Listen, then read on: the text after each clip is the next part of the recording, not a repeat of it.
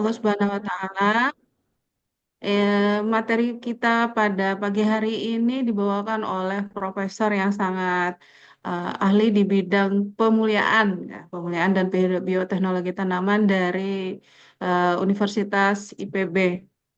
IT. Di sini banyak sekali sudah hadir, dipantau sudah 44 orang, insya Allah akan sampai 100 ya, seperti hari kemarin, mudah-mudahan. Dan di sini ada sudah hadir juga eh, saudari apa Ananda kita yang akan membacakan tilawah Muhammad Fakih As-Sabil. Beliau adalah salah satu santri dari Pondok Gontor, Jawa Timur. Sebelum eh, kita mendengarkan materi dari Profesor Muhammad Syukur, mari kita dengarkan dengan seksama Dibuka surah. dulu, Bun. Oh ya, mohon maaf Ibu. Mari kita buka pertemuan kita pada pagi hari ini dengan bersama-sama membaca basmalah. Bismillahirrahmanirrahim. Bismillahirrahmanirrahim. Bismillahirrahmanirrahim. Baik, eh, setelah dibuka, Ananda Sabil sudah siap? Sudah siap. Insyaallah, insyaallah siap. Baik. Kepada Ananda Sabil, Muhammad Fakih As-Sabil dipersilahkan. Bismillahirrahmanirrahim. Assalamualaikum warahmatullahi wabarakatuh. Waalaikumsalam. Waalaikumsalam. Waalaikumsalam warahmatullahi wabarakatuh.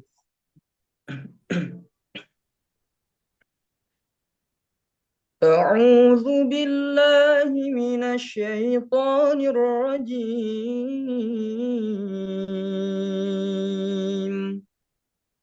بسم الله الرحمن الرحيم.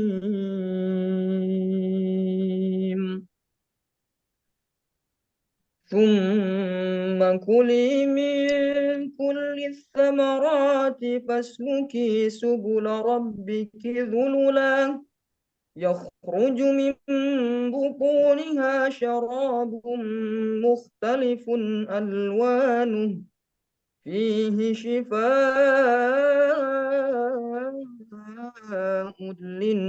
للناس إن في ذلك لآية لقوم يتفكرون.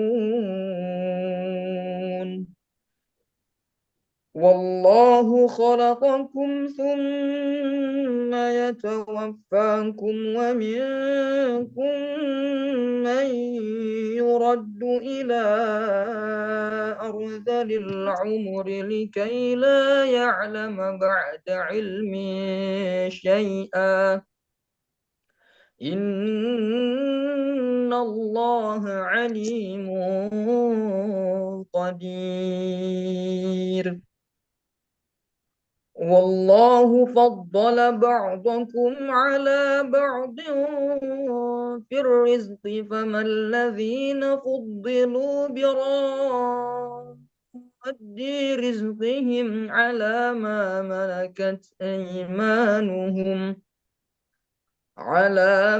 ملكت أيمانهم فهم فيه سواء أفبنعمة الله يجحدون.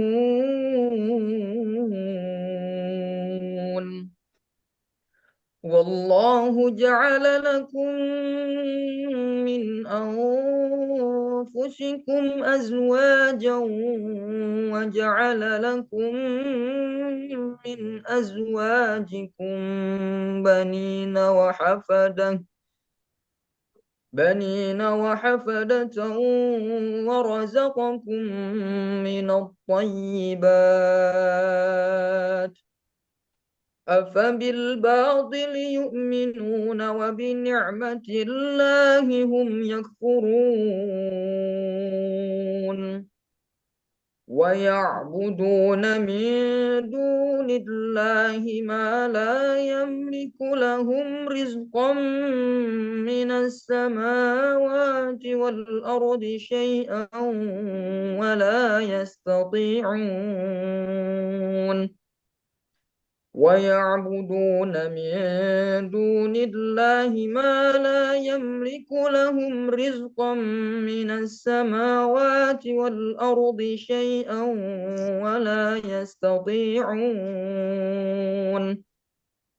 فلا تضربوا لله الأمثال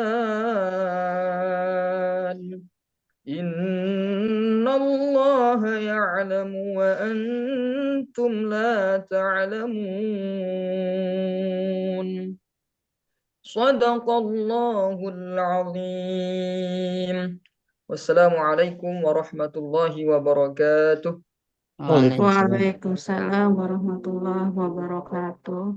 Alhamdulillah kita telah mendengarkan lantunan ayat suci Al-Quran yang telah disampaikan oleh Ananda Sabil. Semoga yang membacakan maupun yang mendengarkan mendapatkan pahala dari Allah Subhanahu wa Ta'ala. Amin ya Rabbal Alamin. Baik. Untuk acara selanjutnya, penyelaras kegiatan Mapara ini, kami mohonkan kepada Ketua Mapara kita, kami mohonkan kepada Ibu Dr. Izuki Miftah, kami mohonkan untuk menyampaikan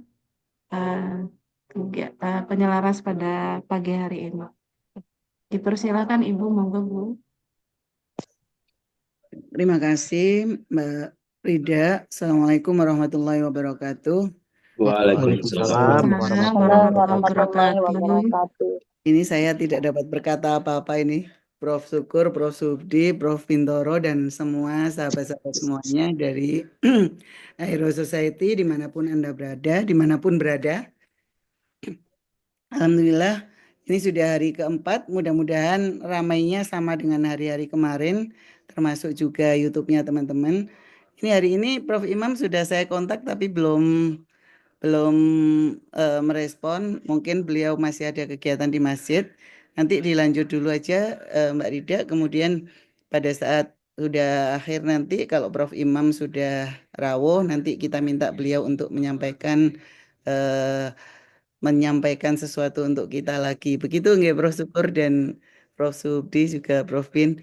Karena ini penyelarasnya ini nggak cocok kalau saya. Harusnya nanti selanjutnya dari steering komite saja ada Bunda Retno, ada Prof. Sudarmin, kemudian Bunda Ruki, dan satunya adalah Prof. Dasman Lanin yang untuk di steering komitenya. Mungkin itu saja. Matur nuwun, selamat bermapara Matahari Pagi Ramadan yang sudah keempat kalinya ini.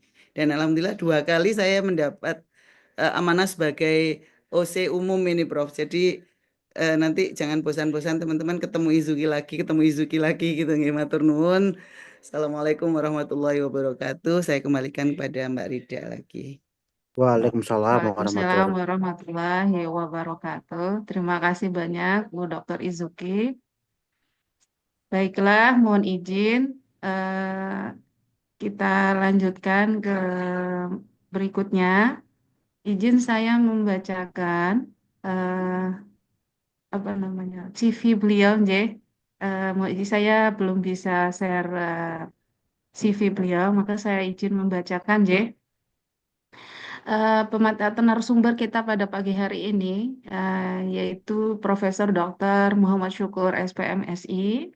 Beliau adalah dosen pemuliaan IPB sejak tahun 2000. Beliau pendidikan S3 IPB lulus tahun 2007. Publikasi beliau Masya Allah luar biasa, ada 244 artikel, 106 diantaranya terindeks Scopus. Dan beliau menghasilkan banyak sekali varietas dan paten yang hak cipta ya. Beliau juga sangat berpengalaman dalam hal bioteknologi dan tanaman. Pengalaman beliau menjadi anggota tim teknis keamanan hayati Pakan KLHK. Kemudian beliau juga dari tahun 2019 menjadi anggota tim angka kredit nasional Dikti dan masih menjadi reviewer penelitian Dikti dan BRIN. Prestasi beliau dari tahun 2012 yang menerima anugerah kekayaan intelektual luar. Beliau juga menjadi dosen berprestasi peringkat 1 nasional di tahun 2014 dan menjadi inovator terproduktif di IPB tahun 2019 dan tahun 2020. Dalam hal perbenihan dan pembibitan juga beliau mendapatkan award ya tahun 2022. Dan di tahun 2023 beliau mendapatkan penghargaan pengabdian luar biasa dari Kementerian Sosial. Sehingga narasumber ini sangat tepat untuk materi kita, yaitu tentang keajaiban lebah, di mana kita mengetahui bahwa lebah ini memiliki keajaiban luar biasa, sehingga kita bisa mengambil pelajaran ya, dari kehidupan lebah. Tadi juga disampaikan oleh Ananda Sabil ya, surah An-Nahl. Beliau di dalam Al-Quran tersebut juga menceritakan tentang keajaiban lebah. Karena di dalam dari perut lebah ini keluar madu yang sehari-hari kita nikmati manfaatnya. Baik, tanpa berpanjang kata, kami persilahkan kepada Profesor Muhammad Syukur untuk menghantarkan materi yang luar biasa pada pagi hari ini. Kepada Prof. M. Syukur dipersilahkan. Baik, terima kasih Bu Rida, Bapak Ibu sekalian. Assalamualaikum warahmatullahi wabarakatuh. Waalaikumsalam warahmatullahi wabarakatuh. Sejahtera bagi kita semua, salam sehat selalu.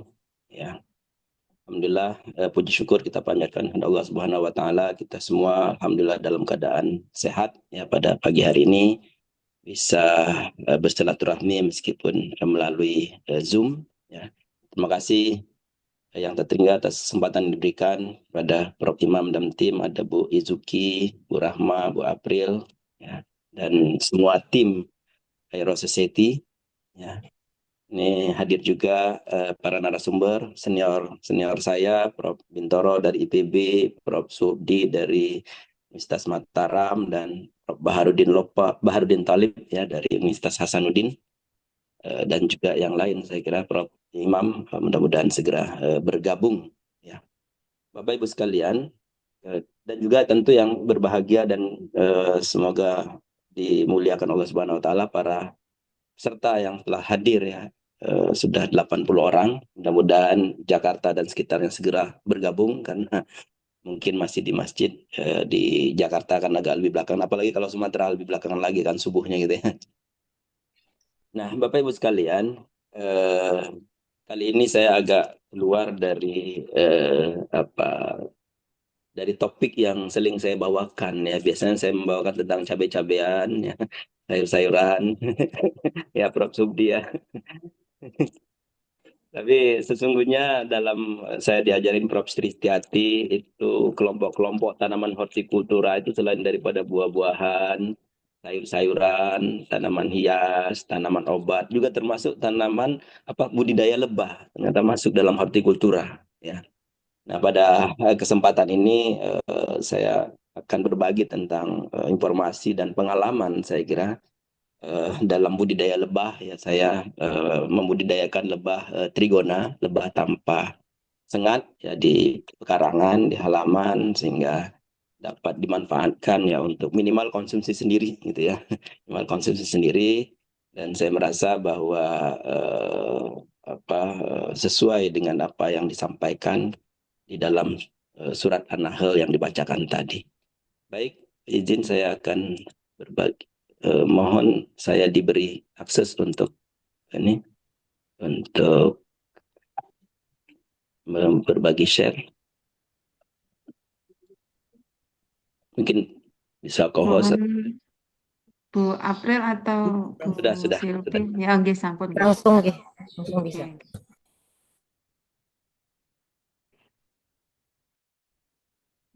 matahari pagi Ramadan ya. Ini hari keempat yang luar biasa ya Bu, dikomandani Bu Izuki ini mengumpulkan para guru besar untuk memberikan pengalamannya dan juga informasi saya kira. Nah kali ini pada pagi hari ini keajaiban lebah menjaga kesehatan selama berpuasa. Ini topik yang sama akan saya sampaikan juga di masjid kami besok pagi berkatan waktunya. Tadi sudah saya disampaikan bahwa saya dari IPB, Departemen Agronomi dan Hortikultura, satu departemen dengan Prof. Bintoro, dan aktivitas saya adalah pemuliaan hortikultura, pemuliaan tanaman sayuran dan hias ya untuk menghasilkan varietas-varietas unggul baru dan juga budidaya cabai dan sayuran lainnya, sehingga jika nanti Bapak Ibu ada juga pertanyaan atau diskusi tentang itu, saya kira sangat terbuka gitu ya. Nah, ini adalah media sosial yang saya punya, ada Thread, TikTok, Facebook, Instagram, YouTube, Twitter, X ya sekarang ya. Berbagai informasi saya posting juga di sana ya, video pendek itu di TikTok ya, di Instagram, Reels, Facebook ya, dan YouTube. Video panjang biasanya di YouTube ya, termasuk juga informasi tentang materi kuliah dan lain sebagainya itu disampaikan di YouTube. Bapak Ibu sekalian, lebah ini punya keistimewaan yang luar biasa ya. Sehingga diabadikan dalam Al-Quran dan kemudian menjadi salah satu nama surat, yaitu surat An-Nahl, yaitu lebah ya. Ada 2 ayat ya di dalam surat An-Nahl yang menjelaskan bagaimana lebah itu ragam lebah ya, kemudian manfaat dari lebah, apa-apa yang dihasilkan oleh lebah. Dan dalam pada ayat 68 ya, yang tadi dibacakan oleh qori kita, wa auha rabbuka ilan nahli anittakhidhi minal jibali buyuta wa minasyajari wa mimma ya'rishun ya. Allah Tuhanmu mengilhamkan kepada lebah, buatlah sarang-sarang di pegunungan, pepohonan dan bangunan yang dibuat oleh manusia ya. Ini kalau saya tidak salah adalah satu-satunya ayat yang ada wahyu ya kepada hewan ya, mewahyukan ya. Wahyu itu ilham yang diberikan kepada lebah ya untuk melakukan hal-hal yang sangat menakjubkan, yang mungkin saja di beberapa titik itu tidak dapat ditiru oleh manusia yang cerdas sekalipun ya, yang menjadikan lebah ini menjadi luar biasa ya. Ini sistem mengilhamkan kepada lebah. Ternyata sistem saraf ya, sistem informasi di dalam sistem saraf yang menerima ilham tadi itu luar biasa. Lebah mampu untuk menyimpan memori dan mampu belajar dengan sangat cepat dan sangat baik ya. Ini adalah otak lebah yang sangat kecil gitu ya, yang berbentuk seperti jamur, disebut dengan mushroom body, di mana lebah belajar sangat cepat. Ini adalah percobaan dari Prof. Rika Rafiuddin IPB, ahli lebah IPB, bahwa lebah itu mampu untuk belajar dan kemudian mengajak teman-temannya. Ini percobaan ketika gula diletakkan di depan sarang. Ini pada hari pertama ya, sekitar jarak gula dengan sarang itu 60 cm, hanya ada 1 lebah yang datang. Nah, 1 lebah ini yang datang, kemudian pulang kembali ke sarang, dan itu namanya lebah recruiter ya. Itu pada jam 6.43 ya, diamati oleh mahasiswanya Bu Rika ya. Lalu hari kedua dia letakkan lagi gula yang sama agak lebih jauh 90 cm dari depan sarang, dan ternyata luar biasa yang datang ke situ ya. Ada 90, ada ratusan lebah dengan yang datang. kemudian di jam-jam tertentu. Nah, ternyata jam 6 sampai jam 10.40 itulah hari-hari lebah bekerja. Lebah bekerja mencari nektar, mencari makanan, dan yang lain sebagainya. Sehingga sangat aktif di jam-jam segitu. Ya. Sementara setelah itu, setelah siang, itu dia akan pulang ke kandangnya, pulang ke kotaknya, ya, kandangnya, kemudian melakukan aktivitas yang lain. Ada yang bersih-bersih kandang, ada yang mendinginkan kandang, ya, memproses madu yang telah diperoleh tadi dari pekerjaannya, ya. Dan hari ketiga ini luar biasa banyaknya. Jadi dalam hal ini lebah itu setelah direkrut oleh satu lebah tadi, itu mengajak lebah-lebah yang lain untuk datang ke tempat makanannya, dan mereka belajar dengan mudah dan baik ya tentang tempat tersebut. Nah, Bapak Ibu sekalian, apa keistimewaan lain dari lebah? Nah, tadi telah disebutkan bahwa lebah bersarang di pohon, di gua, di gunung-gunung, ya, di dalam ayat 68 tadi, sehingga kelompok-kelompok lebah ini sesuai dengan tempat dia bersarang tadi, di pohon, di gua, di gunung itu, termasuk juga di bangunan yang dibuat oleh manusia tadi disebutkan. Yang sering dibudidayakan itu adalah lebah tanpa sengat di pekarangan, di tempat tinggal kita. Ya, ini yang nanti saya juga akan ceritakan tentang bagaimana budidaya lebah di pekarangan. Jadi ada 20.000 jenis ya lebah. Kemudian untuk yang lebah tanpa sengat itu ada 500 spesies ya trigona. Ya. Dan dalam struktur genetiknya ada 3 macam lebah, ada jantan, ratu, dan pekerja. Lebah jantan yang sangat unik, saya kira tidak banyak atau kelompoknya tidak banyak yang hidup dengan hanya satu set kromosom. Manusia ada 2 set kromosom ya. Jadi monoploid, haploid, yang hidup hanya satu set kromosom. Ya. Dimana tugas jantan ini hanya untuk mengawini ratu. Ya, jadi dan istimewanya lagi ini pengabdian luar biasa. Satu jantan itu hanya mampu mengawin 1 kali, kemudian dia mati. Karena perutnya akan robek dan bagian yang untuk sperma itu tertinggal. Jadi pengabdiannya hanya sekali saja, dan luar biasa. Monoploid, saya katakan tadi, satu-satunya makhluk hidup yang mampu hidup hanya dengan 1 set kromosom. Kemudian yang berikutnya adalah lebah ratu, diploid. Nah, lebah ratu diploid seperti juga makhluk hidup yang lain, ya. Saya katakan tadi seperti manusia, 2 set kromosom dan ukurannya jauh lebih besar ya kalau ratu itu diploid. Dan yang ketiga adalah lebah pekerja. Lebah pekerja juga diploid, sama ya dengan lebah ratu, ploidinya, kromosomnya sama ya, dan semua kegiatan-kegiatan yang dilakukan oleh kelompok lebah ini dikerjakan oleh lebah pekerja, termasuk juga memberi makan ratu, memberi makan penjantan juga beri makan dan minumnya oleh lebah pekerja, ngurusin anak yang baru lahir ya, sampai kepada bersih-bersih kandang, mencari makan dan mencari minum, mendinginkan kandang dan sebagainya. Itu ada dilakukan oleh lebah pekerja. Itu keistimewaan yang pertama, genetiknya luar biasa, yang tidak dimiliki oleh manusia. Manusia tidak bisa 1 set kromosom. Ya, tanaman juga tidak bisa 1 set kromosom, karena 1 set kromosom tanaman pasti akan steril. Tidak punya pasangan dalam pembelahan meiosis misalnya. Kemudian keistimewaan yang kedua adalah tempat madu berbentuk heksagonal dan bagaimana mereka ya teknik membuatnya. Nah, tempat madu yang berbentuk heksagonal ini adalah yang paling efektif dan maksimal isinya karena memanfaatkan ruang ya, berdasarkan ahli matematika bahwa heksagonal itu adalah tempat yang paling efektif penyimpanan ya. Dan juga bagaimana lebah ini membangun sarang. Membangun sarang itu dari pinggir. Membuat heksagonal dari pinggir dan kemudian bertemu di tengah heksagonal itu, dan tidak ada tambal sulam sampai ke tengah. Artinya lebah itu mampu mengukur ya dengan baik, dengan cermat bahwa ketika dibuat heksagonal dari pinggir nyampe ke tengah itu pas.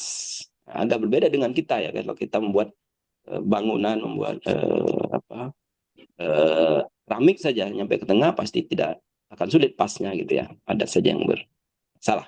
Nah, ini tanpa tambal sulam ini dia bisa membuat bangunan. Itu keistimewaan lebah yang kedua. Nah, keistimewaan yang lebah yang ketiga yang patut juga kita tiru, saya kira organisasi yang sangat rapih dan teratur.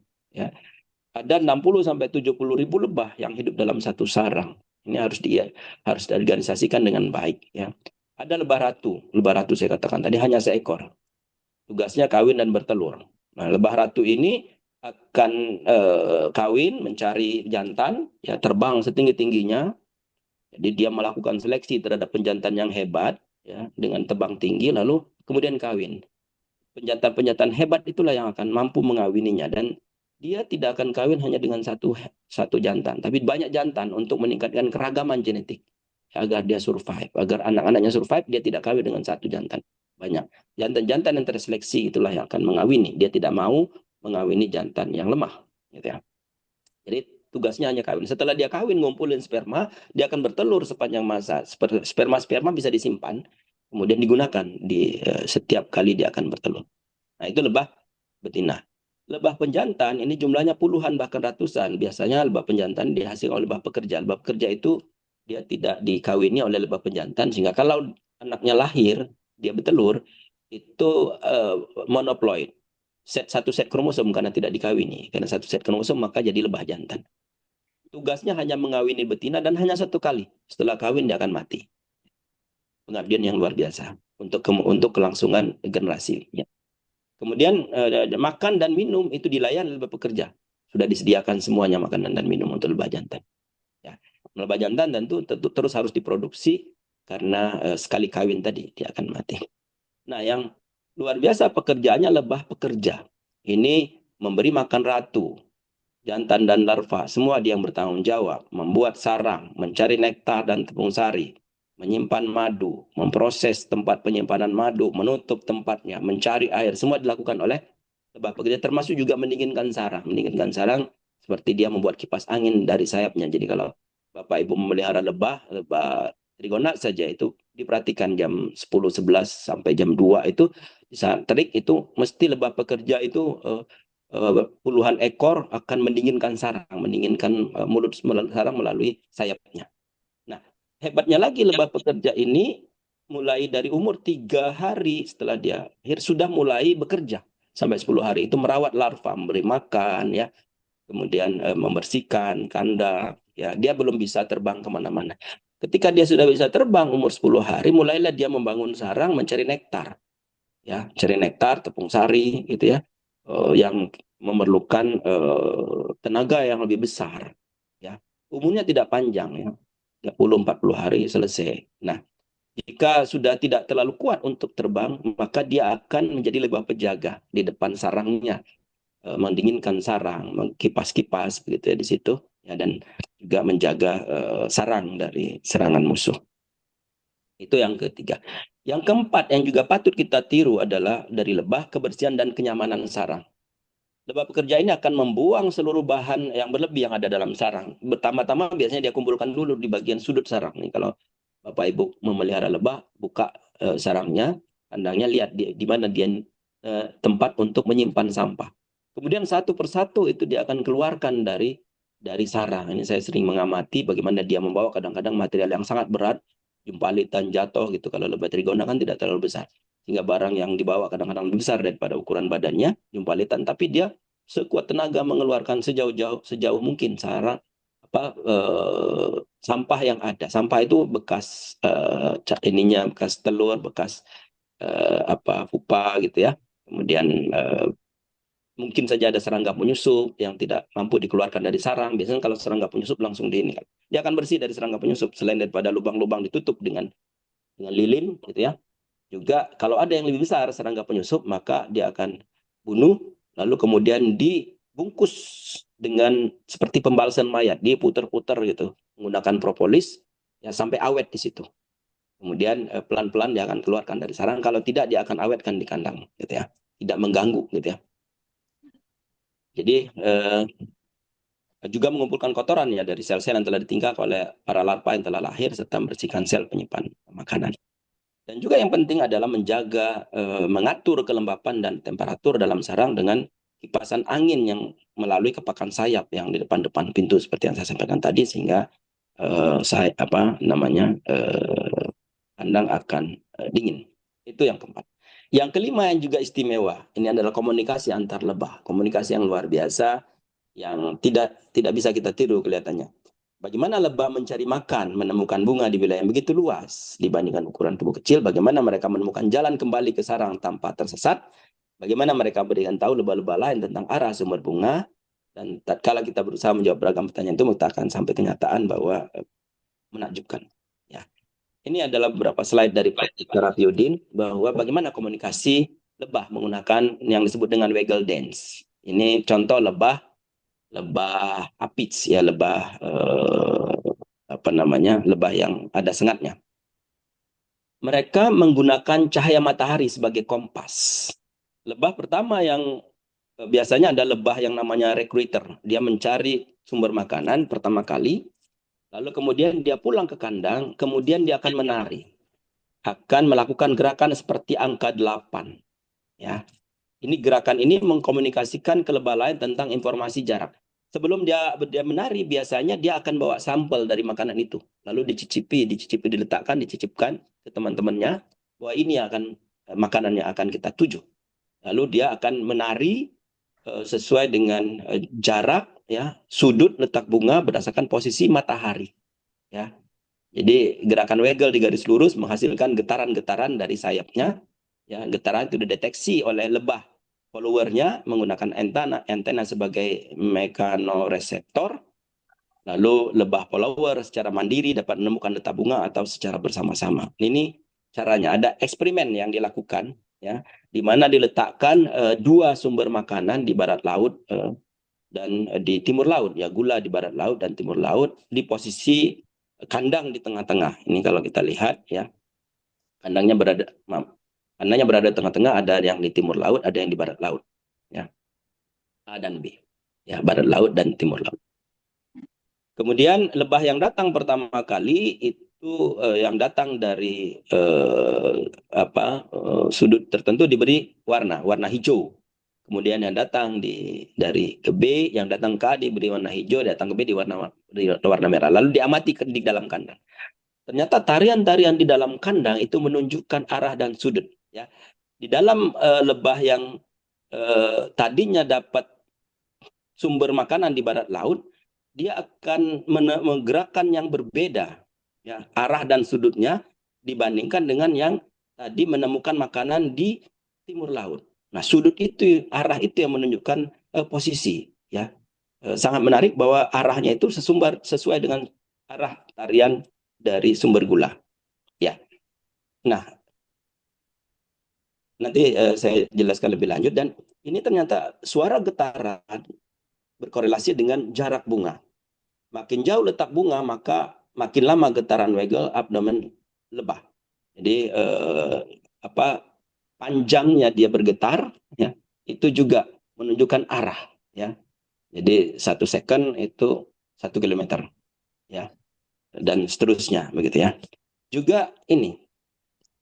Jadi di dalam sarang lebah itu kalau arahnya vertikal ke atas memberikan informasi bahwa bunga terletak searah lurus ke arah matahari. Kalau dia vertikal ke bawah, dia berlawanan dengan matahari. Kalau mataharinya di sudut 65 derajat, dia akan membuat gerakan 65 derajat. Dan dia akan segera mengkonversi kalau posisi matahari berubah. Ya. Jadi ketika dia pulang, misalnya posisi mataharinya berubah, maka dia segera akan tahukan sudutnya. Ini luar biasa hitungan sudutnya, sehingga lebah bisa memberitahukan kepada teman-temannya sudut terhadap arah matahari. Maka tadi saya sampaikan lebah ini akan aktif sekali saat matahari terbit di pagi hari jam 6 sampai jam 11. Ya. Jam 6 sampai 11. Itulah kenapa dia mencari nektar, mencari makanan itu di pagi hari. Itu saya kira komunikasi yang luar biasa yang tidak dimiliki oleh makhluk hidup yang lain. Kemudian, nah, ini yang menjadi inti pembicaraan kita. Lebah menghasilkan madu yang bermanfaat bagi manusia, karena dalam pada ayat 2 ya, surat An-Nahl tadi, Bismillahirrahmanirrahim, summa kulli min kulli samarati fasluki subula rabbiki dzulula yahruju min butuniha wa syarabun muhtalifun alwanuhu fihi shifaa'un linnas Inna dzalika laayatal liqaumi yatafakkarun. Kemudian makanlah wahai lebah dari segala macam buah-buahan. Ini masuk buah-buahan itu adalah tanaman yang berbuah. Tanam berbuah pasti akan menghasilkan bunga. Ya. Lalu tempuhlah jalan-jalan Tuhanmu yang telah dimudahkan bagimu. Dari perutnya itu keluarlah minuman madu yang beraneka warnanya. Di dalamnya terdapat obat bagi manusia. Sesungguhnya pada yang demikian itu benar-benar terdapat tanda kebesaran Allah bagi kaum yang berpikir. Nah, jadi keluar madu yang beraneka warnanya. Luar biasa, warna-warna ini sudah diteliti luar biasa oleh para peneliti yang notabene sebagian besar yang bukan Islam, yang tidak diamanahkan untuk membaca ini gitu ya. Dan warna-warna itu adalah tergantung dari bunga yang bunga yang digunakan ya untuk sebagai sumber makanan. Ya. Dan luar biasanya lagi adalah untuk memproduksi 0,5 liter sebetulnya madu, lebah harus mengunjungi sekitar 4 juta kuntum bunga. Ya, luar biasa. Jadi 4 juta itu menghasilkan 0,5 madu. Ya, sehingga kalau 0,5 liter madu. Sehingga kalau kita akan budidayakan lebah madu, maka terutama yang trigona, maka sumber bunga harus betul-betul melimpah. Ada tanaman tertentu, misalnya air mata pengantin itu, yang sumber bunganya melimpah setiap hari, karena untuk 0,5 liter saja dia membutuhkan 4 juta kuntum bunga. Nah, ternyata ini penelitiannya mahasiswanya Prof. Rika adalah warna-warna tadi sangat tergantung dari tanamannya. Ini adalah contoh mensirak, ini agak kuning gitu ya, orange. Bunga mangga itu hitam. Melastoma itu agak ke coklat gitu ya. Bakau, samak, dan lain sebagainya, ini menunjukkan warna ya. Dan saya kira juga rasa, aroma. Jadi rasa saya kira ya. Jadi ada yang manis. Kalau trigona itu ada yang manis asam, ada yang asam manis, dominan asam, ada dominan manis, agak rada pahit, nah pahit sekali, gitu, macam-macam ya, tergantung dari bunga yang ada di sekeliling itu. Kalau bunga air mata pengantin itu manis asam ya. Dan lebah mengolahnya ini luar biasa, mengolah madunya. Yang tadinya nektar, kemudian diletakkan di perutnya, kemudian ketika sudah penuh dia akan pulang kandang, kemudian dia akan berbagi kerja dengan lebah-lebah lain untuk mengurangi kadar air dari madu tersebut. Ya, jadi dari mulut ke mulut diurangkan sampai kadar air maksimum sudah sesuai, lalu lebah terakhir yang mendapatkan amanah itu dia akan menyimpan madunya di kotak madu. Simpan di situ sampai penuh, kemudian baru ditutup, disiler, biar dia tidak terganggu. Ya, jadi kalau kita ingin mempanen madu dari kotak itu, usahakan tidak merusak kotaknya. Kita boleh membuka kotaknya, ya, tapi jangan dirusak agar kotaknya bisa dipakai lagi. Nah, ini penelitiannya Prof. Rika kembali bahwa sebagai obat-obat herbal, senyawa fitokimia di dalam madu itu luar biasa. Ada alkaloid, flavonoid, fenol, polifenol, fenol glikosida, terpenoid, organik asid, ya, fatty acid, organo-oksigen kompon, organoheksa heterosiklik kompon, karbohidrat, dan lain sebagainya, sehingga fungsinya macam-macam. Ya, baik itu lebah apis dorsata maupun stingless bee honey, lebah tanpa sengat. Untuk antioksidan, anti-inflamatori, antimikrobial, antibakterial, antifungal, antiviral, antiproliferatif, dan aktivitas lain ya, neuroprotektif ya, anti diabetes, skin anti aging, anti brightening, anti osteoporosis, anti plasmodial, hepatoprotective ya. Nah, ini Ibu Dokter Izu barangkali yang tahu ya apa aja ini perannya. Dan dalam hadis Nabi ini disebutkan bahwa seorang datang kepada Rasul seraya berkata, sesungguhnya saudaraku perutnya mulas. Maka Rasul bersabda, minumkan kepadanya madu. Kemudian orang itu memberinya madu. Kemudian orang itu datang lagi kepada Rasul seraya berkata, ya Rasulullah, saya telah memberinya madu, tetapi perutnya bertambah mulas. Rasulullah bersabda, pergilah dan minumkan lagi kepadanya madu. Maka orang itu pergi dan memberinya lagi madu. Kemudian orang itu datang lagi kepada Rasulullah seraya berkata, "Ya Rasulullah, perutnya justru tambah mules." Kemudian Rasulullah bersabda, "Allah benar dan perut saudaramu berdusta. Pergilah dan beri lagi saudaramu itu madu." Lalu orang itu pergi dan memberinya lagi madu. Kemudian ia pun sembuh. Nah, Rasul menyatakan bahwa ini ada firman di ayat 69 bahwa dia menyembuhkan. Jadi Allah pasti benar. Dan kita harus yakini itu. Ya. Hadis ini telah saya baca beberapa tesis ya, tulisan bahwa kesahihannya sudah terbukti kesahihannya ya, riwayat Bukhari dan Muslim. Ya. Nah, kemudian hadis yang lain itu disebutkan bahwa obat itu ada 3 macam. Mengeluarkan darah dengan bekam, minum madu, dan membakar kulit dengan api atau besi panas. Dan aku melarang umatku membakar kulit, sehingga nanti pengobatan adalah minum madu dan bekam. Riwayat Bukhari dan Muslim. Bapak Ibu sekalian, dengan demikian maka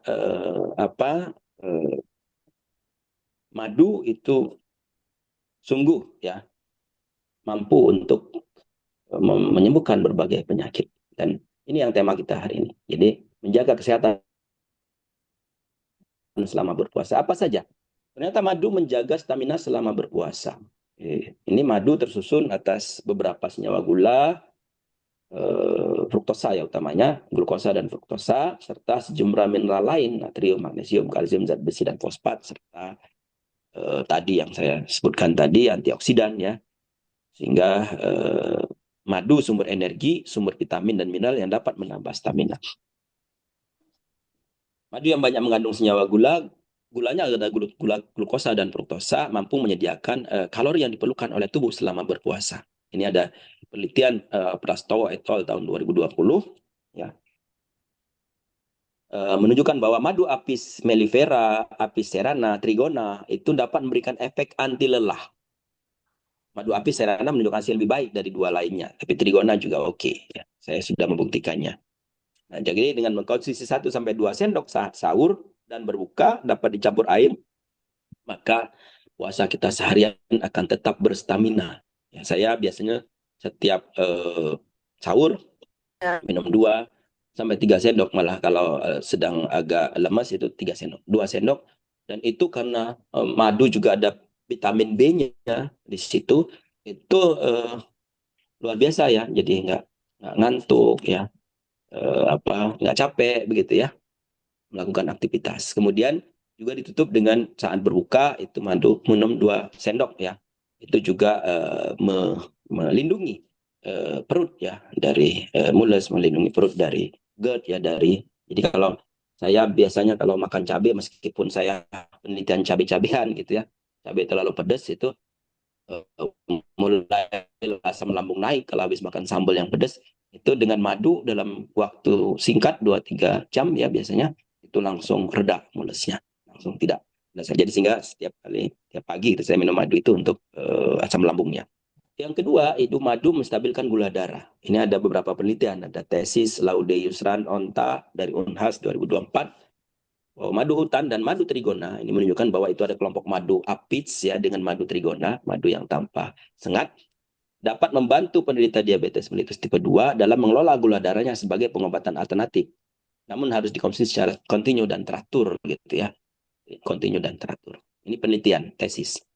Dan penelitian yang lain adalah penelitian Febrianti 2020 menunjukkan bahwa semua jenis madu, ini mencoba 3 madu, madu hutan, madu kelulut, madu ternak. Madu ternak di sini adalah madu apis ya, madu kelompok madu hutan juga sesungguhnya tapi bisa diternakkan, dapat menurunkan kadar gula darah karena gula yang ada adalah fruktosa dan glukosa. Yang ketiga yang utama juga bagi kita yang berpuasa yang suka berbuka dengan gorengan, dengan yang minyak-minyak, madu menurunkan trigliserida ya. Jadi peningkatan kadar trigliserida ini akan memacu penebalan dinding pembuluh darah sehingga beresiko ya untuk stroke, serangan jantung dan penyakit jantung. Jadi biasanya kalau kita general check up itu yang dilihat adalah kolesterol, trigliseridanya seperti apa, ya, apalagi sudah di atas 50 tahun gitu ya. Nah, trigliserida itu banyak terdapat pada makanan yang sering kita makan sehari-hari ya, biasanya menu berbuka puasa itu kalau dengan gorengan itu enak gitu ya. Tapi meskipun harus dihindari gitu ya. Nah, kadar ini penelitian Lubis ya tahun 2018 bahwa kadar kolesterol total dan trigliserida yang tinggi. Jadi tikus itu diberi sesuatu tua kalau dalam penelitian ini agar kolesterol totalnya tinggi gitu ya. Kemudian turun ya setelah diberi madu ya. Jadi kolesterol total dan trigliserida yang tinggi itu akan turun setelah diberi madu pada tikus. Banyak penelitian-penelitian lain ya. Studi yang dipublikasikan Journal of Evidence-Based Integrative Medicine pada Oktober 2022 juga menunjukkan efek madu alami dalam menurunkan trigliserida yang tinggi. Kenapa? Karena ada senyawa yang mirip dengan niacin atau vitamin B dalam madu ini berperan menurunkan trigliserida tinggi. Kemudian selain itu juga madu bisa meningkatkan respon insulin yang dapat membantu mengurangi kadar trigliserida dalam gula darah. Mohon Bu Dr. Izu koreksi kalau ada yang salah. Yang keempat, madu menurunkan asam lambung. Nah, gejala asam lambung atau GERD bisa muncul ketika cairan asam lambung naik kerongkongan dan menyebabkan iritasi, terutama kalau sahur itu makan yang ada perangsang asam lambung meningkat. Ini harus segera dicegah karena siang tidak bisa kita makan kan ya. Maka setelah makan sahur itu bisa minum madu, terutama adalah madu trigona ya. Saya sudah membuktikan madu trigona, madu tanpa sengat itu dapat menetralkan asam lambung berlebih. Saya sudah buktikan sekali lagi ya. Antioksidan dalam madu bekerja sebagai penangkal radikal bebas yang dapat mencegah kerusakan sel di saluran pencernaan. Ya, manfaat madu juga dapat mengatasi berbagai masalah pencernaan lainnya seperti diare, gastroenteritis, dan sembelit. Ini penelitian Goslinski 2023, orang luar ya Eropa, menunjukkan madu dapat mengobati penyakit GERD, ya, penyakit yang asam lambung. Ya, Bapak Ibu sekalian, di Eropa, di Perancis ini aktif sekali meneliti itu, berkolaborasi dengan Bu Rika Rafiuddin. Saya waktu ke Perancis 2 tahun yang lalu, mereka mempresentasikan bagaimana penelitian-penelitian mereka tentang lebah yang bekerja sama dengan Indonesia. Nah, gitu ya. Alhamdulillah ada peneliti dari Indonesia yang juga terlibat di situ. Itu tentang bagaimana saya kira banyak lagi manfaat-manfaat lain yang perlu kita explore di jurnal-jurnal, perlu kita cari jurnal-jurnal ini yang sempat saya cari yang berhubungan dengan puasa. Lalu ini hobi saya memelihara lebah ya, Heterotrigona itama di pekarangan. Lebah itama ya. Lebah yang produktif. Trigona, ini trigona maksudnya, Heterotrigona, jangan sampai salah. Heterotrigona itama. Trigona macam-macam. Tadi ada 500 spesies, ada Lepiceps ya. Lepiceps itu bagus untuk penyerbukan, tapi tidak produktif. Trigona itama ini ukurannya besar, ya, lebih besar daripada Lepiceps. Ya, letakkan saja, ini adalah gambar di rumah saya. Saya juga memelihara air mata pengantin. Nah, air mata pengantin ya. Air matanya aja indah kalau pengantin itu ya. Ini merah gitu, ada yang putih, ada yang pink. Katanya yang putih lebih produktif. Saya juga punya yang putih ya. Dia berpunya sepanjang tahun, setiap hari ya. Kalau Bapak Ibu sempat mampir ke rumah saya bisa diamati jam 6 sampai jam 11 itu kinerja lebah luar biasa. Nanti jam 12 ke atas itu mereka masuk semua ke kandang. Bisa kita amati bagaimana kinerja mereka belajar sambil duduk yang mengamati sambil panen. Nah, jadi air mata pengantin tanam dulu ya, bisa sebagai tanaman hias di pagar, di mana gitu ya. Air mata pengantin yang paling cocok karena dia mampu adaptasi, tanamannya bagus, kemudian mudah tumbuh, bahkan harus dipelihara ya, kalau enggak ini menguasai tempat ya, yang tanaman-tanaman lain bisa habis ya. Kemudian juga yang penting adalah ada ribuan bahkan jutaan bunga yang keluar ya. Cocok. Nah, panen setiap bulan. Wah ini panen setiap bulan ya. Saya punya 19 log ada di lantai 2, lantai 1 rumah. Ya, gampang kan, taruh aja di lantai 2. Panennya tetap menggunakan pengaman ya kalau saya. Kenapa? Dia tidak menyengat memang, tapi kadang-kadang masuk telinga gitu, nyusup-nyusup. Kemudian juga sayang ya, kalau dia hinggap di kepala itu lengket di rambut bisa mati. Sehingga sebetulnya saya menggunakan ini yang sebelah kiri. Saya lagi panen menggunakan itu ya. Lalu ada yang paling produktif itu di satu kandang tadi yang saya ini tadi. Nah, yang ada plastiknya sebelah kiri yang banyak itu 0,7 liter, sangat produktif.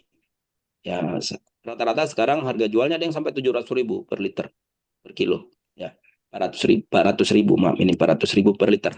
Ya, nah gitu. Jadi sekali panen saya dapat cuma 9 log, sebetulnya ada 3 kilo setengah, ya 3,5 liter gitu. Jadi banyak yang pesan, jadi sekali panen langsung pesan habis gitu ya. Jadi saya harus pesan lagi di tempat yang saya pesan dari Bangka Belitung. Kenapa saya pesan sana? Bapak Ibu sekalian, kalau kita beli madu trigona, madu tanpa sengat di online, itu banyak sekali yang palsu. Saya sudah berapa kali beli yang palsu, yang saya tahu rasa madunya ketika kita beli palsu. Maka saya pesan di Bangka Belitung itu yang mendapatkan indikasi geografis. Kebetulan saya selama 5 tahun satu periode menjadi tim ahli indikasi geografis. Jadi saya dapatkan infonya bahwa ada kelompok peternak lebah trigona yang mendapatkan indikasi geografis. Indikasi geografis adalah perlindungan terhadap produk lokal, ya. Dia mendapatkan sertifikat dari Kementerian Hukum dan HAM sehingga tidak mungkin palsu. Jadi kalau Bapak Ibu akan menggunakan membeli madu segala macam, bagus kalau yang mendapatkan sertifikat dari pemerintah agar tidak palsu. Demikian saya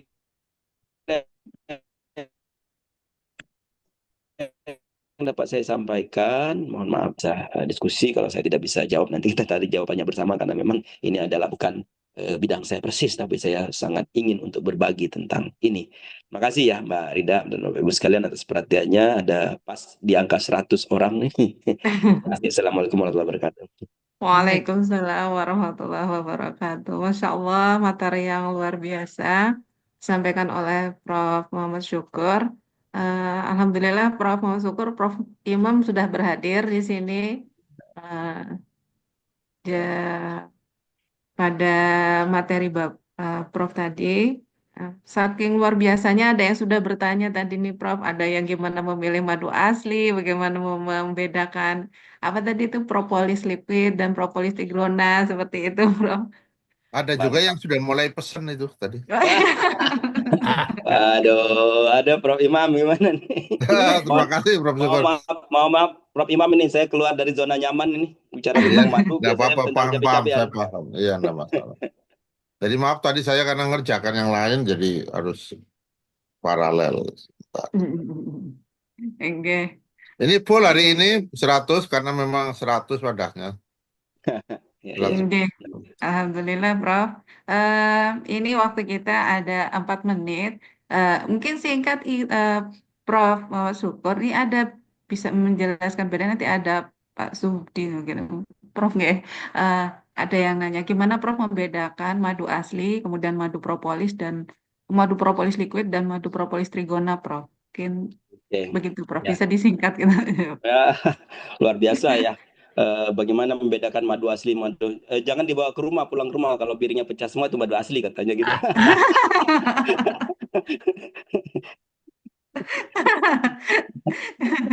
Ya, jadi kadar air madu itu kan rendah sekali sehingga tidak berjamur dan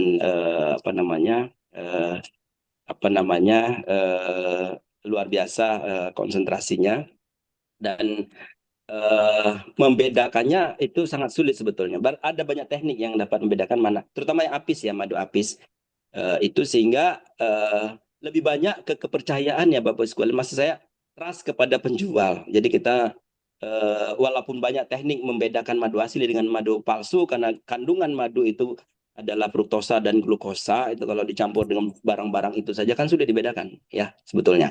Nah, sehingga kita membeli kepada yang memang memang punya sertifikat dan memang teruji bahwa dia perusahaan besar misalnya, atau sertifikat dari pemerintah tadi.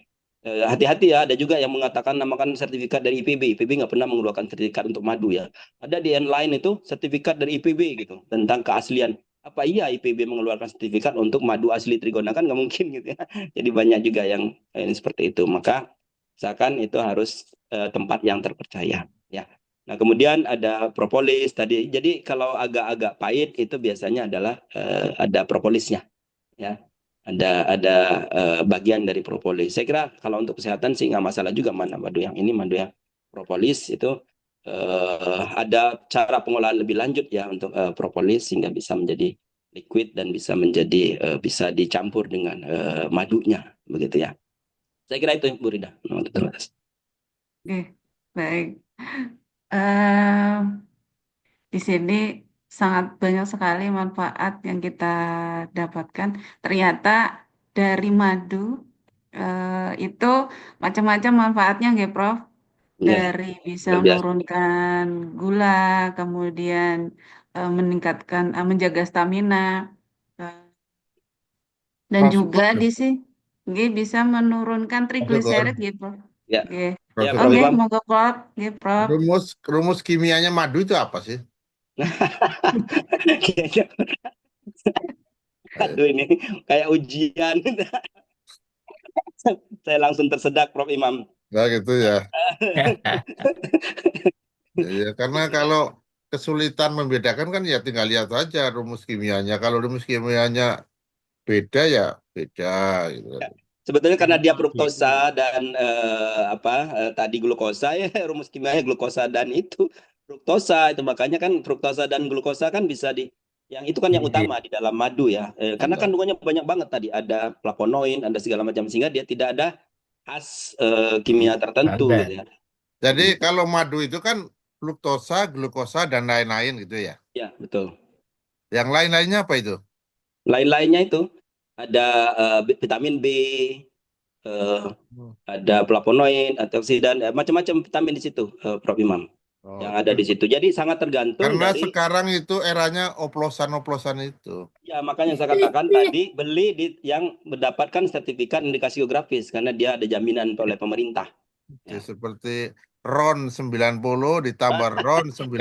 Aduh, Prof Imam ini nyinggung-nyinggung nih. Dironi jadinya. Gitu ya. Jadi Nah, begini ada ya. juga yang ini nih, ada Tadi juga itu yang berkebutuhan ini. setengah liter saja membutuhkan 4 juta bunga. Iya. Itu. Kalian saya menulis tentang lebah juga di buku saya tahun 2019 itu. Jadi lebah yang tidak pintar karena tidak semua bunga mengandung nektar.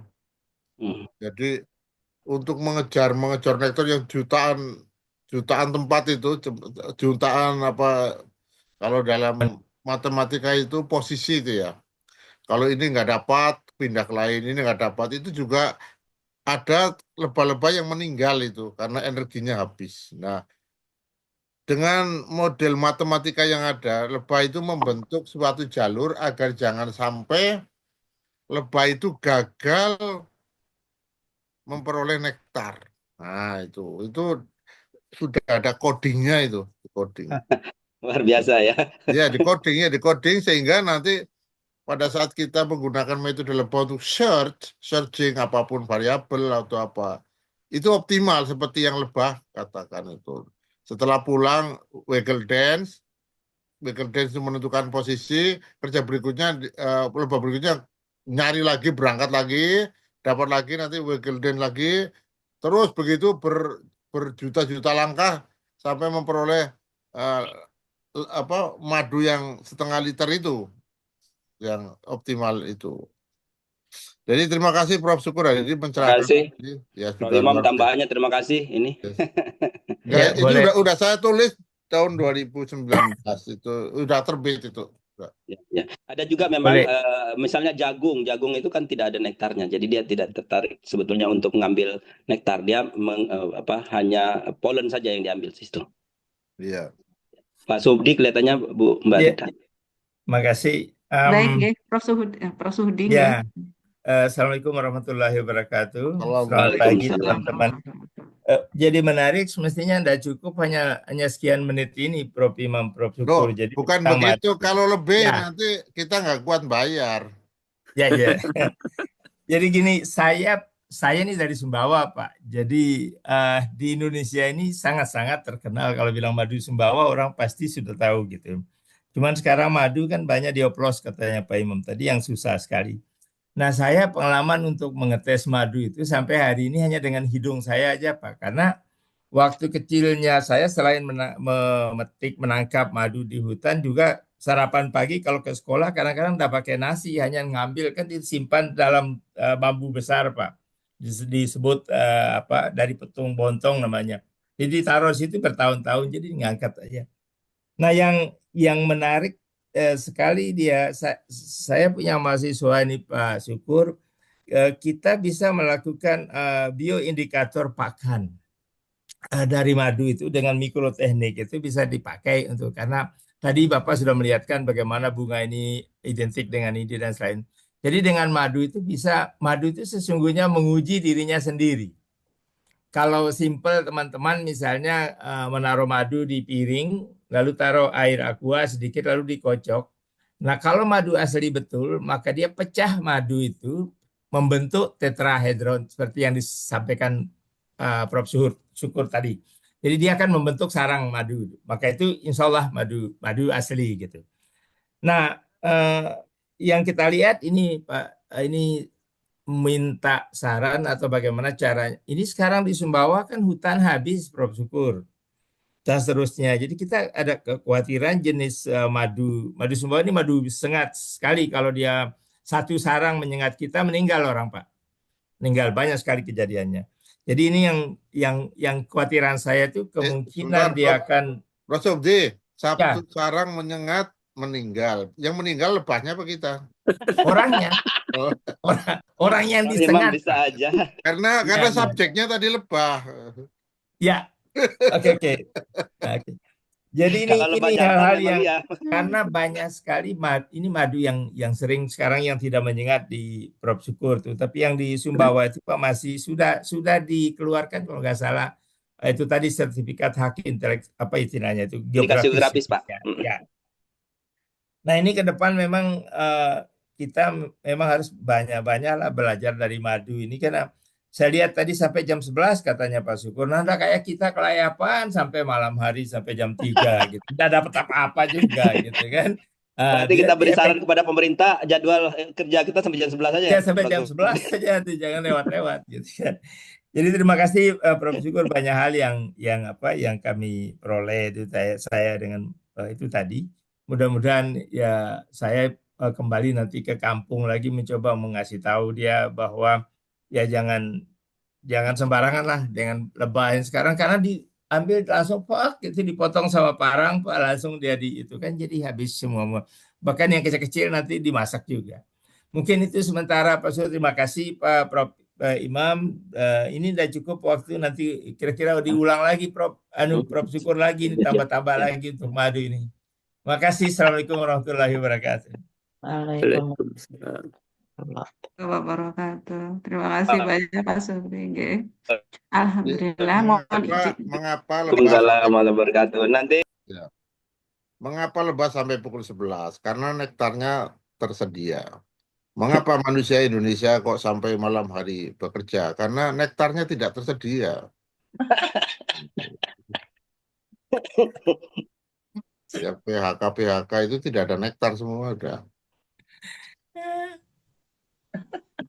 Baik, nggih. seru Nggih, juga nih Prof. Mbak Rita nih. Prof. Para Syukur, Ya, terima saya ahli dan mohon para mohon izin juga, saya mau pergi ngajar Pak. Makasih, mohon pamit ya. Ya. Selamat ngajar Nggih, Prof. matur Supri nuwun ya. nggih, Prof. Ya, Nggih, ya, ya. alhamdulillah. Iya. Alhamdulillah. Mohon izin nggih Prof. Imam, saya tutup nggih Prof. Oh, Nggih, Monggo. jadi pelajaran dan ilmu yang kita dapatkan pada pagi hari ini sungguh sangat luar biasa. Saya baru mengetahui bahwa lebah itu kerja dari jam 6 sampai jam 11. Kemudian baru menyadari bahwa lebah itu satu-satunya yang diberi wahyu oleh Allah Subhanahu wa taala. Karena lebah juga bisa di training, kemudian lebah sangat apa namanya taat begitu pada perintah gitu, kemudian saat terorganisir. Dan bagaimana cara kita menjaga kesehatan selama berpuasa? Prof. Muhammad Syukur tadi menjelaskan bahwa kita dapat mengkonsumsi 1 hingga 2 sendok madu pada saat sahur dan pada saat berbuka dapat mengurangi dapat menjaga stamina kita selama berpuasa. Jangan Kemudian ditutup dulu ya, Bu Rida ya. Prof. Saya akan menyampaikan begini. Ini materi bagus sekali oleh Prof. Syukur ya, ya luar biasa. Mungkin ya memang seperti Prof. Syukur dikatakan eh, tidak mungkin lah dalam waktu sekejap ini langsung mengupas lebah itu selesai dan puas itu kan tidak mungkin. Mesti masih banyak yang bertanya, kepengen membeli yang apa madu asli, ingin mengembangkan lebah dan lain-lain itu masih kan banyak pertanyaan dan setelah mengembangkan kan juga tidak mudah, belum tentu lebahnya betah ya. Terus yang kedua belum tentu lebahnya seperti Prof. Syukur katakan menghasilkan 1 liter itu kan belum tentu dan lain-lain ini masih panjang. Jadi suatu saat kalau nanti ada forum-forum lagi kita akan apa tadi ada yang bertanya Prof. Syukur loh kok dulu kan ahli cabe percabean. Nah, nanti yang ibu-ibu yang tanya cabe juga kapan-kapan Prof. Syukur cerita cabe. Nggak masalah di IPB itu ahli apa saja kan sah saja ya. Wong namanya mereka kan lebih belajar lebih banyak tentang tumbuhan, tentang hewan macam-macam. Kalau saya dari teknik elektro hanya mengambil sisi ini aja, metodenya saja lebah bekerja, tapi tidak tahu yang lain. Jadi yang kedua, tolong ditulis, Bapak Ibu ditulis yang Prof. Syukur tadi ditulis. Tadi mengacu tetap, ya, tetap apa namanya asas profesional sebagai penulis artikel atau apapun essay ya dijaga agar yang dibawakan oleh Prof. Syukur ini eh, mungkin Prof. Syukur nggak sempat karena sibuk atau apa, tapi Bapak Ibu kan sempat nanti menulis di Kompas, Kompasiana atau link-link yang lain atau di web sehingga hari ini punya kenangan. Mungkin tidak terasa hari ini, tapi nanti 4 tahun yang akan datang, kita ngundang Prof. Syukur kan tahun 2020 tentang cabai itu. Sekarang udah 2025, sudah 5 tahun yang lalu loh. Umurnya Prof. Syukur bertambah dan umur kita juga bertambah 5 tahun. Ya mungkin Prof. Syukur nggak terasa itu sama Prof. Evi yang kemarin kita undang juga. Saya rasa itu silakan diteruskan Mbak Rito dari mana ini? Dari Barito Kuala, Prof. Rito Kuala itu di mana itu? Dekat dari Banjarmasin, Prof. Oh gitu ya. Oke, Kota silakan sebelah. Nggih, matur diteruskan. suwun nggih, Ya, terima Prof. kasih. Nggih. Eh, saya ulang lagi nggih, untuk menjaga kesehatan selama berpuasa dengan madu, kita bisa mengkonsumsi madu 1 hingga 2 sendok, bisa dicampur dengan air nggih, karena di sana ada vitamin B sehingga membuat kita tidak mudah mengantuk, kita tidak capek juga gitu. Kemudian juga bisa mengurangi, menurunkan trigliserid atau kolesterol J. Nah, kemudian bagi yang GERD, nah ini eh, bisa dapat menurunkan asam lambung serta dapat menstabilkan gula darah J. Nah, ini tentang keyakinan bahwa madu itu dapat menyembuhkan. Ini dari hadis Nabi bahwa Nabi Muhammad SAW menyampaikan bahwa Allah itu tidak berdusta. Mungkin pada 1 sendok pertama mungkin masih mules, 1 sendok kedua masih mules, yang ketiga akhirnya sembuh. Nah, seperti itu. Bahwa keyakinan kita kepada wahyu Allah Subhanahu Wa Taala bahwa madu itu adalah apa namanya dapat memberikan kesembuhan bagi kita. Nah, tadi ada juga yang mesan madu langsung kepada M Syukur. Ya, kepada Prof. M Syukur di sini ada nomor kontaknya, beliau alhamdulillah memberikan kontak langsung ya. Tadi ada Ustadz Lutfi minta di mana saya bisa beli ya untuk pesan deh. Mungkin nanti Prof. Syukur akan diserah oleh bapak-bapak, ibu-ibu. Saya berikan harga dasar itu dari yang dari Bangka Belitung. Oke, Prof. Nanti pasti akan banyak yang pesan, nggih, Prof. Oke, alhamdulillah kita bisa bertemu dan mendapatkan petunjuk mendapatkan ilmu melalui penyampaian kajian oleh Prof. Muhammad Syukur. Semoga ilmu yang disampaikan beliau menjadi berkah bagi kita semua, tentu saja menjadi apa namanya bermanfaat jika kita praktekkan. Nah, begitu. Jika ada ilmu yang tapi tidak dipraktekkan, mungkin apa namanya belum bermanfaat. Nah, pesan dari Prof. Imam tadi perlu kita catat sehingga menjadi kenangan. Mungkin belum bermanfaat saat ini, mungkin nanti ya 5 tahun mendatang. Saya ucapkan terima kasih banyak atas kehadiran narasumber, atas kehadiran dari Prof. Muhammad Syukur, atas kehadiran juga Prof. Imam Robandi, kemudian dari Ketua Mapara Dr. Izuki, kemudian steering komite yang saya belum karena belum apa namanya belum bertemu langsung begitu dengan yang lain. Kemudian saya ucapkan terima kasih kepada Ibu Rahma, Ibu Yuni, Ibu April, dan Kami juga Bunda. kepada Ananda Sabil yang telah membacakan bawah Siapa tadi. tadi yang membaca siapa? Ananda Muhammad Fakih Sabil, Prof. Santri Pondok Gontor, Prof. Oh, dari kantor ya. Nggih. Saya izin mengingatkan untuk agenda berikutnya, yaitu tentang eh, keazan ini, ke hukum kekekalan kebaikan versus hukum kekekalan energi yang akan disampaikan oleh Prof. Hafidz Abbas, Guru Besar UNJ. Semoga kita diberikan kesehatan panjang umur sehingga besok bisa bertemu lagi nggih di Matahari Pagi Ramadan hari ke-5. Amin. Jadi Sampai bertemu. begini, ini ada Nggih. teori, bukan teori, ini pendekatan orang dulu kalau minum madu itu ragu. Misalnya gini, Pak Munali, ini ada madu. Tingkat keraguannya berapa persen Pak Munali terhadap madu yang akan diminum? Ayo. Misal saja.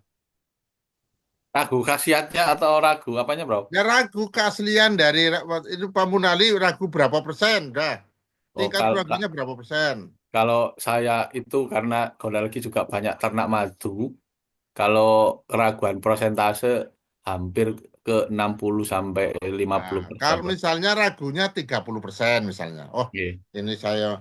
Nah, ya makan 3 sendok kan mesti ada yang nyantol nanti. Adanya yang asli kan deh.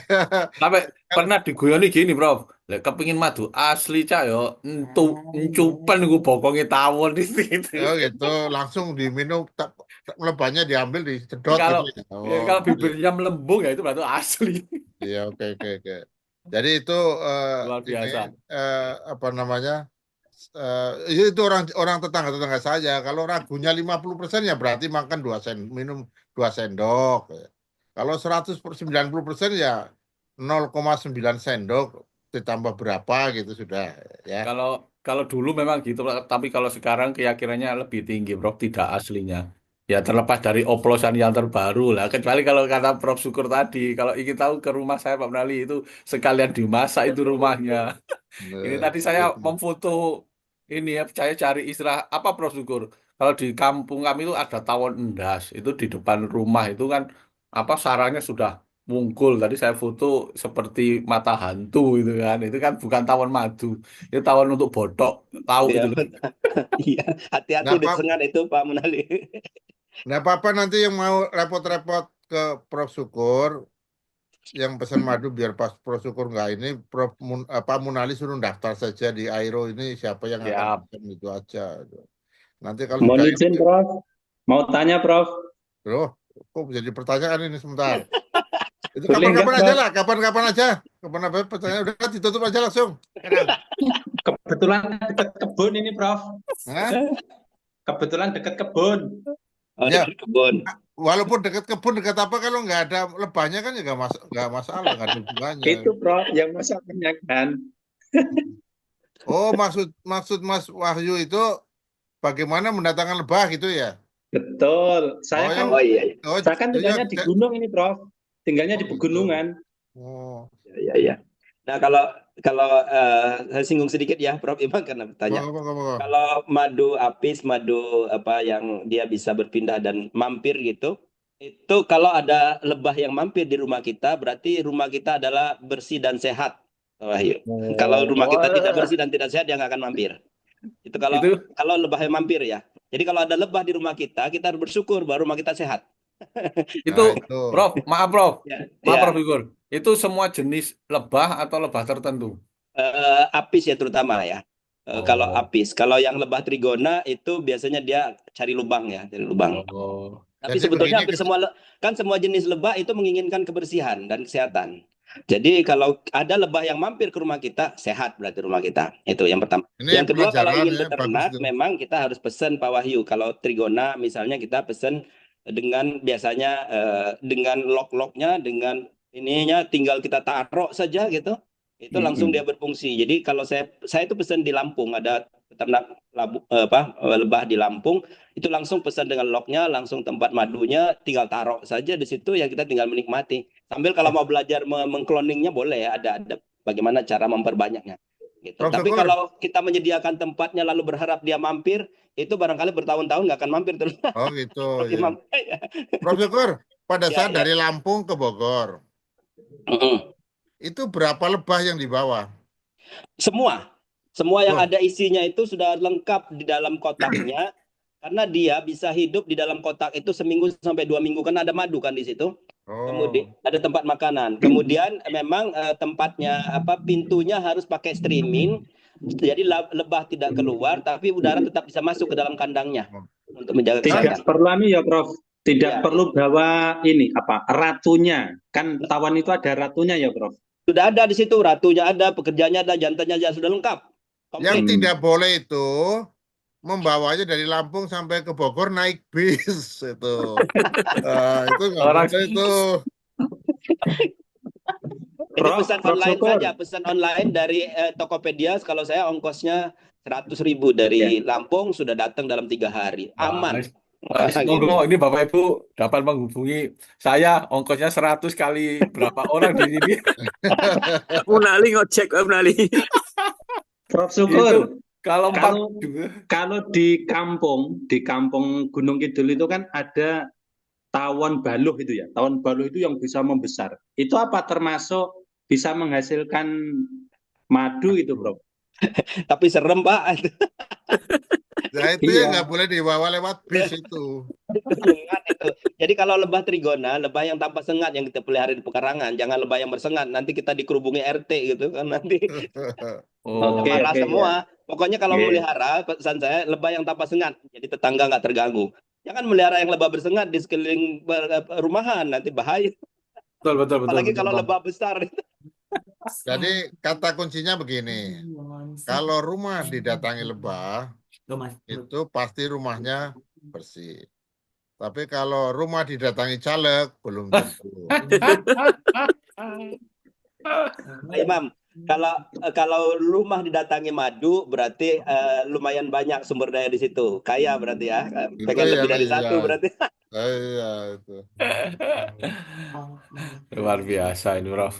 Hanya yang karena kalau istilah tawon, kalau bahasa Jawa kan memang banyak jenis ya. Ada tawon menyeng, ada tawon ini, termasuk tawonnya di botokan itu loh, Bro.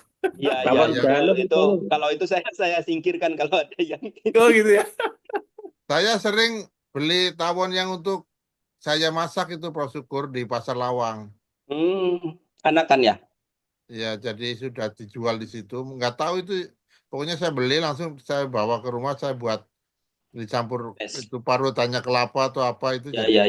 Saya juga waktu kecil suka begitu. Nah itu tadi melanjutkan Pak Prof. Subdi itu di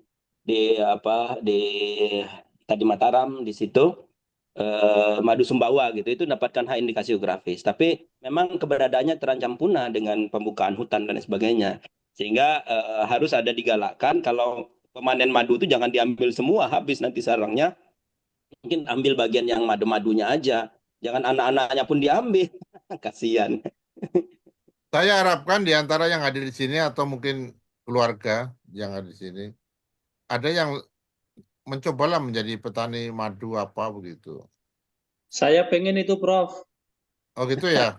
Karena tinggal di pegunungan, tinggal di kampung, banyak pohon-pohon ini. Enak tuh. Iya, saya agak terbatas, Prof. Imam, memelihara madu karena hanya ini, karena kan saya juga melihara cabai yang harus disemprot, Prof. Imam. Sehingga kalau madunya mampir di cabai kan bisa mati gitu ya. Sehingga saya memang siapkan air mata pengantin itu spesial di situ, sehingga dia akan menuju ke sana, jangan ke cabai saya, nanti kesian dia kalau mamang nyemprot gitu ya. Oh ya, nah begini Mas Wahyu, sekarang untuk tahap awal menanam air mata pengantin dulu. Nanti kalau sudah panen banyak bunganya baru mikir mendatangkan lebah. Lebahnya. Maksud saya gini, Prof, ini kan eksperimen. Suatu saat nanti alumni Mapara ini berkunjung ke Gunung Kidul sambil panen gitu loh, Prof. Jangan siap. Kalau sudah era-era begini jangan eksperimen, langsung beneran. Siap. Iya, nanti kalau eksperimen panennya 5 tahun lagi. FM-nya sudah ganti. Boleh sedikit, Prof. Boleh bertanya saya, Prof. Sedikit saja. Kalau untuk pengobatan itu bagaimana, Prof? Yang disengat madu. Sebab di sekolah saya dulu memelihara tawon itu lebah untuk pengobatan. Jadi lebahnya diambil kemudian disengatkan di leher-leher begitu. Itu bagaimana, Prof? Mungkin Ibu Dokter Izu barangkali bisa menjawab. Saya nggak bisa menjawab. Oh, itu sama dengan itu yang kakinya diceburkan ke air, Air. digigit oleh ikan piranha itu. Jangan bilang apa. Saya sembuh, Prof. Oke, cukup hari ini Mbak Ridho. Nggih. Ya. Matur suwun nggih Prof. Imam, Pak Munali dan Pak Wahyu dan Bu Retno juga tadi Siap. meramaikan diskusi kita pagi hari ini. Sekali lagi terima kasih banyak Prof. Syukur sudah Ngapunten berbagi sangat, ilmu. Prof Imam, Prof Bandi. Pertanyaan saya belum dijawab itu. Bude saya Nah. kemarin meninggal awal-awal disengat tawon tuh gimana, Prof Syukur? Makanya saya katakan kalau melihara jangan yang tawon yang lebah bersengat. Tawon memang. Oke, siap. Terima kasih. Lebah bersengat itu untuk menjaga hutan agar hujannya tidak rusak. Hutan gitu ya. Nggih. Nggih, matur suwun Ustadz Lutfi dan Bapak Ibu yang lain yang telah meramaikan diskusi pagi hari ini, betul-betul matahari pagi Ramadan kita. Kita sama-sama tutup diskusi kita di matahari pagi Ramadan hari keempat dengan bersama-sama mengucapkan hamdalah. Alhamdulillahirabbil alamin. Saya selaku Terima kasih. moderator, Mau ke nggih. pasar ngantar istri dulu. Ustaz, nggih. Saya selaku moderator dan ibu-ibu yang lain selaku PIC dan pendukung acara, mohon maaf jika ada kekurangan, terutama saya baru belajar ini, baru pagi hari ini belajar menjadi moderator di Hari ini siapa saja yang petugasnya ini yang ramai? hari ini ada Bu Rahma, Dr. Izuki, saya dengan Bu Yuni dan Bu April juga ada, Prof. Oh ya, terima kasih kalau Mbak April udah memang yang punya Zoom ini kan Mbak April dan Mbak Sylvia. Bu Rahma.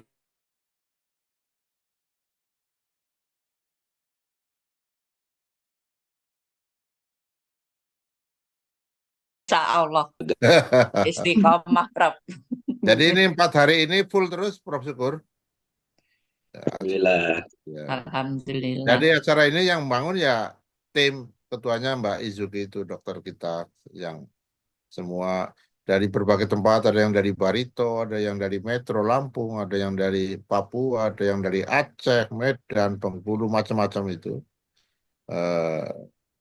Mana lagi ya? Makassar dan lain-lain. Ada Ambon itu. Ustadz Yusra itu Ambon Manise. Waduh, ada Papua juga. Papua. Gunung Kidul. Pak Wahyu Diana, Gunung Kidul. Oke, terima kasih banyak ya hari ini. Silakan di closing. Nggih, matur suwun Bu Retno, matur suwun nggih Bu. Nggih. Kula tutup nggih. Assalamualaikum warahmatullahi wabarakatuh. Waalaikumsalam. Bu Izuki, hati-hati nyetirnya. Bu Izuki. Prof Imam dan saya. Terima kasih. Saya nggak nyetir. Saya bisa menyetir. Dokter sudah siap berangkat. Sudah di jalan. Kami masih libur sekolah. Oh, dokter ya nggak mungkin, kalau dokter nggak mungkin libur kan, orang sakit masih selalu ada. Izin pamit Ibu Bapak. Anggap Budesna Makaryo, Joko Karyan Niko. Oke.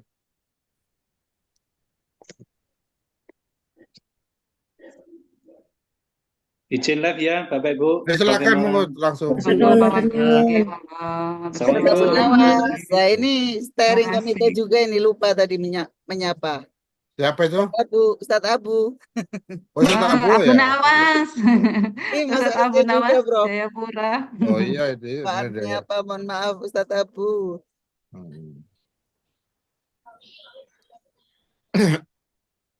April, makasih semuanya. Makasih semuanya. Sehat selalu. Monggo. Sudah pakai seat belt kelihatan. sudah di jalan. No. Ini yang Pak sopirnya. Kalau pukul 6 sudah harus keluar ini, Prof. Nggak keluar saya diomel ini nanti. Diomel oleh suami, ini dokter kok nggak kerja-kerja itu. Itu.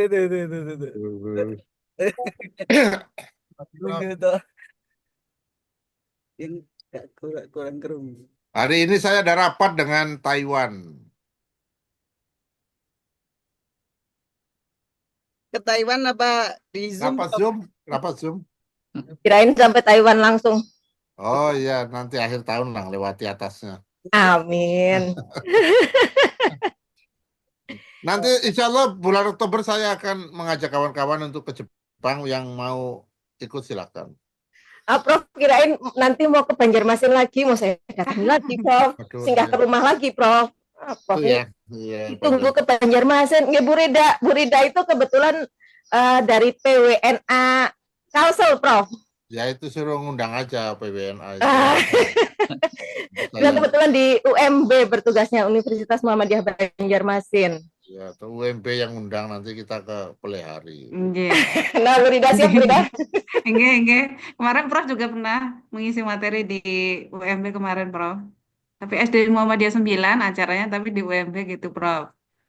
Itu apa namanya? Siapa namanya yang kepala sekolahnya itu waktu Putri Haryani. Putri Haryati, nggih. Ya, oke, next time lah dapat mampir lagi di